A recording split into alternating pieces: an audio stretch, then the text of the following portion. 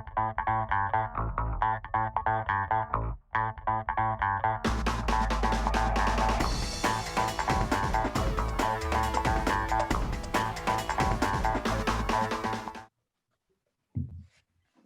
everybody, and welcome to another episode of 6 Degrees of Associations. We are so excited to have Dr. Michael Tatonetti here today with us. He is a speaker, a consultant, and a founder of Michael Tatonetti and Associates, but also of pricing for associations.com. So that is the URL where you can find him. Michael, thank you so much for joining us today.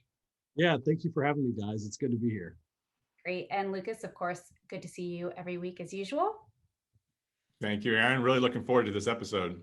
Absolutely. So, we got your name, Michael, from Terry Carden, who we all know has Non-Doozapalooza.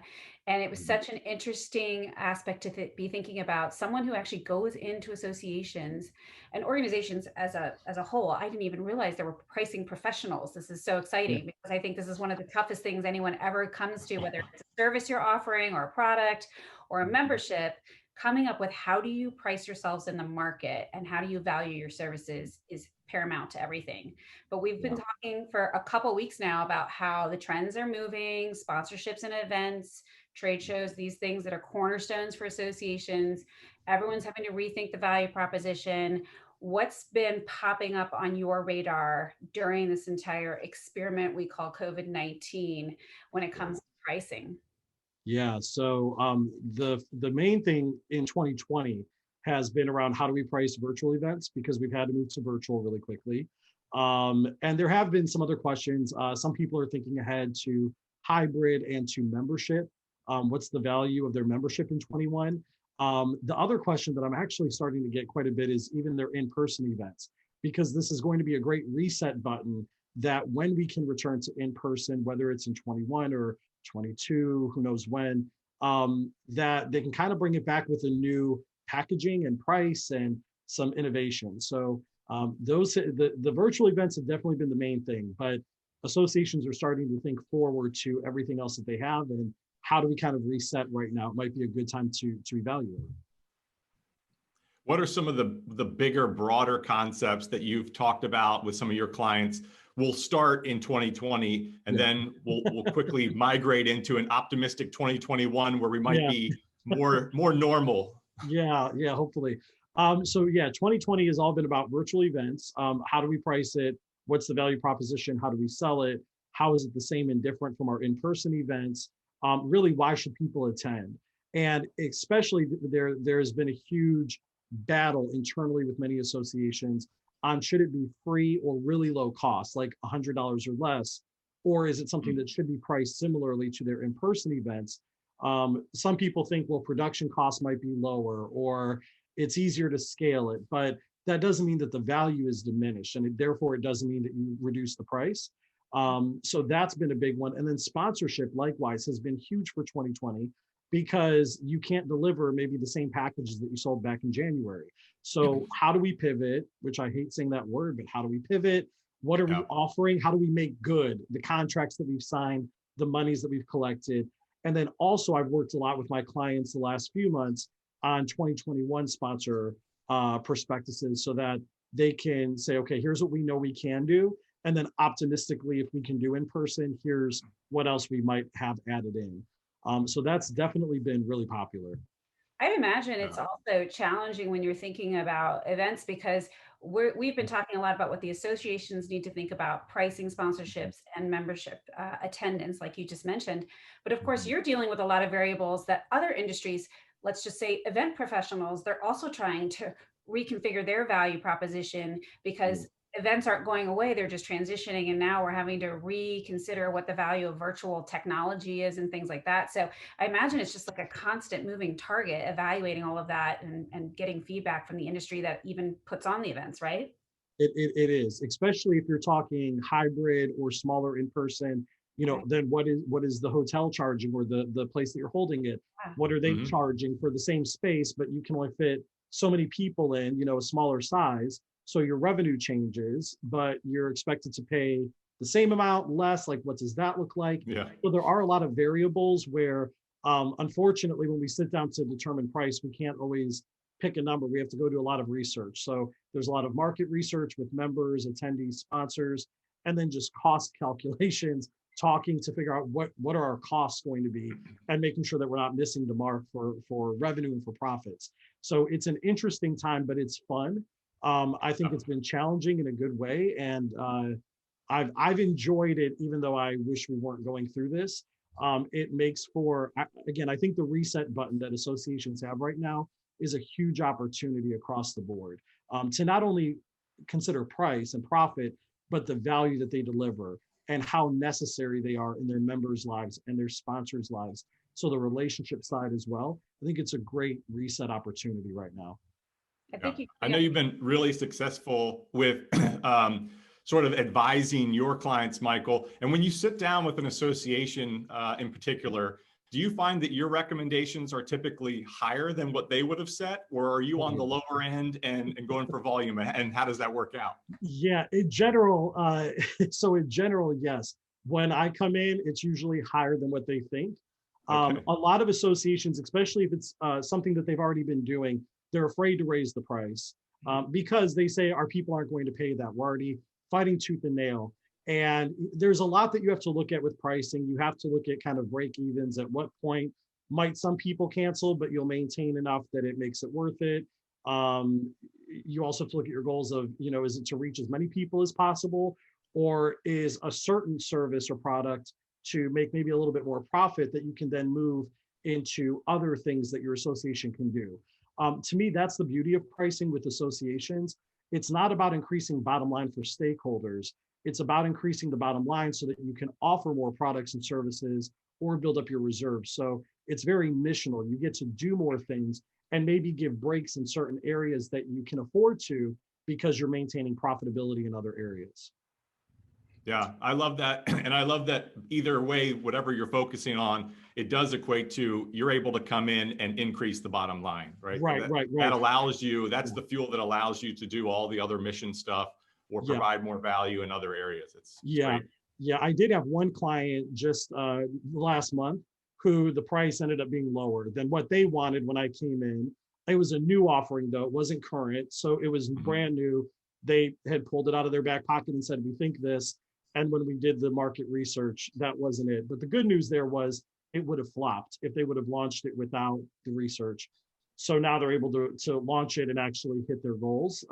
But in general, yeah, I make the number go up. That's why they like you. Yeah. Are there new things that you've seen in the industry then that have allowed you to pick up different services within? I mean, I hear you talking a lot about like re-looking at the organization. What do they provide? Being able to do the missional work. Are there different things as a service or different offerings that you're uncovering that you hadn't seen before, or that you're sort of shouting from the rooftops going, everybody, we need to uncover this particular asset that we have here? Yeah, so that has been interesting in general, that organizations, what they would normally bundle together, quite a few of them have been looking at some of those key levers that they might be able to pull out and have as an a la carte to increase revenue, and to say, okay, your membership will still have these 4 things instead of 5. We're going to pull this one out, and it's now going to be a better experience. We're going to elevate it, but it's for an additional charge now. So that's been happening kind of across the board. I know last week you guys had your discussion and talked about lobbying getting pulled out. I've seen where different support services, maybe helping to pick technology resources, has been pulled out. So there are organizations that are kind of pulling things away and figuring out how can we charge for this either as a standalone product or as a service above and beyond membership, instead of sticking everything into membership. That allows, number one, I think people value what they pay for. So if everything is lumped up into membership, how many of us have members that don't access everything, right? But not only that, but then the people who really do value that, you can work with them more closely because you have additional revenue, so you can hire additional people possibly to help with that and really serve your members better. So for me, I think it's a good thing, but that definitely has been coming about as well. What can we pull away or unbundle and have as different a la carte options? That's really interesting. Sort of the concept that the sum of the parts is greater than the whole. Yep. And that's in pricing in general. So like at for-profit companies, the idea, it's called XAAS, but anything as a service. That's a huge topic right now, huge topic. But it really is, how can you kind of move things to maybe a perpetual subscription, or something ongoing and routine, regular, so that you have some revenue that's reoccurring that you can kind of benchmark and expect. Even with events, I've seen some people, some of what I've recommended has been, instead of the one big annual event, you can still have that, but reimagine it a bit with virtual. But then how can you maybe also have some monthly or every 2 or 3 months smaller educational events online that you charge for, and that keeps the learning going throughout the year. So that's been very popular as well. How really, to me, it's looking at what you have and figuring out what's the best way to utilize it. What do your members need? Who are the segments that need it? And what can you do with that from a financial standpoint? That's great. I think it's also really important that you are looking across, sometimes the best way to solve an industry problem is to look at an analog example in a different industry completely, right? So Yep. Yep. subscription models, now are taking up across the board, as you mentioned, and we would have traditionally seen that as something very niche and in a way that a specific service types, tries to charge for, but now everything's on a subscription Everything. model. And the question Everything. is, balancing the fatigue with it, with the value proposition, because of course, you run into the issue where people might say, oh, a subscription, I know I'm going to pay for it. I'm not going to always get the value for it. So just keeping up that balance of continually pushing out the value while Yep. also maintaining the price point. Absolutely. And knowing which items should be a one-time purchase. Right. Right. Which, like certification, that's one time. But Right. ongoing education, maybe, or a series, things like that easily can be turned into some kind of recurring revenue. But even, I've seen hospitals, with other CPPs who do this work, where hospitals are charging subscription now for equipment in hospitals. And so Mhm. that is definitely taking off. And I think it's interesting. Most associations don't see membership as a subscription, Right. but it is. It It's is. a recurring, it may be on an annual rather than a monthly payment, but it is a subscription with the goal that you maintain the subscribers to what they're getting. So you're right. There's a lot, Aaron, that we can learn looking at other industries. And that's always exciting for me to know what's going on outside of nonprofit and then say, how can I apply this to our space? Or how can you branch outside to other products leveraging that brand? And this is kind of Yeah, a silly example, but you look at all those celebrity type folks who are taking their personal brand and then making it into, well, now I'm going to sell tequila or something, right? And they're yeah, they're leveraging what they have yeah, as a brand, just as an association would do, and then create a product or endorse a product yeah, to diversify those revenues or yeah. create new revenue streams. Absolutely, absolutely. And I think education's a big thing there. One question that I had earlier this year that I was kind of asking around with my peers was, are we, as associations, are we really membership organizations or are we event organizations? Because most Mm. associations now, the majority of their revenue comes from events, sponsorship, everything that's attached to the event, versus their membership. Even I'm a practitioner as well at an association. The majority of our income, membership is a very low amount. Events and sponsorship is above that, and our digital education is the highest amount of our revenue each year. So what do we produce as an organization? Is it all about membership? And then if it's not, what role do non-members play? And how are we pricing as well for that? Not just saying there's a member rate, but how are we really getting non-members to be a part of our organization, even if they don't see the value of membership? Because I think for a lot of them, the value of membership is either in discounts or in lobbying efforts if they're concerned about that. But that's where if you pull lobbying out, you might be able to bring in additional revenue there if they have some special interests. So there's a lot to kind of look at your audience and say, what do they need from us? What can we provide? Like not tequila maybe, but exactly like that. And then how do we best offer that and position it for revenue? Because we're expected to make money, right? Like we have to have a budget, we have to pay people, we have to fulfill our mission, but then we get to do some great things with that money that we make. So don't leave it on the table. Well, depending on the industry, maybe tequila still, That's but Maybe tequila. Yeah, the, yeah, yeah. the silver lining, I think, of all of this COVID stuff, I think for the associations is it's forced all these conversations and really great thought-provoking back and forth and debates and really made everybody sort of look internally to what is our value? Are we an event company? What kind of content, and again, that we're providing to the industry? How do they see us and what can we do moving forward? Absolutely. Absolutely. Yeah. So if you're not doing that, right now is the right time to be considering your place, who you serve, how you do it, and what are you monetizing. Absolutely. Think outside of the Yeah. box. And it's the best time to fail if you're going to try. So try it out.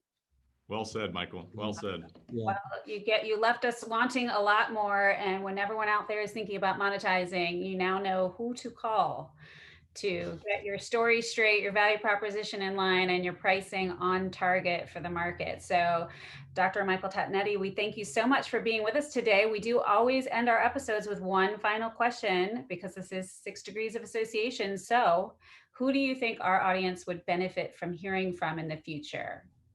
Yeah, I think my friend Jay Daughtry would be great. He's a communications person in the association space and really good at storytelling and helping associations. Once we figured out the value proposition, how do you tell that through story and communicate properly to keep people engaged and active? So I love Jay. I think he'd be great. All right, Jay, we're coming Awesome. after you. I appreciate it. Thank you so much for your time today, Lucas and Michael. We are signing off. Thank you. Thank you guys. Thank you.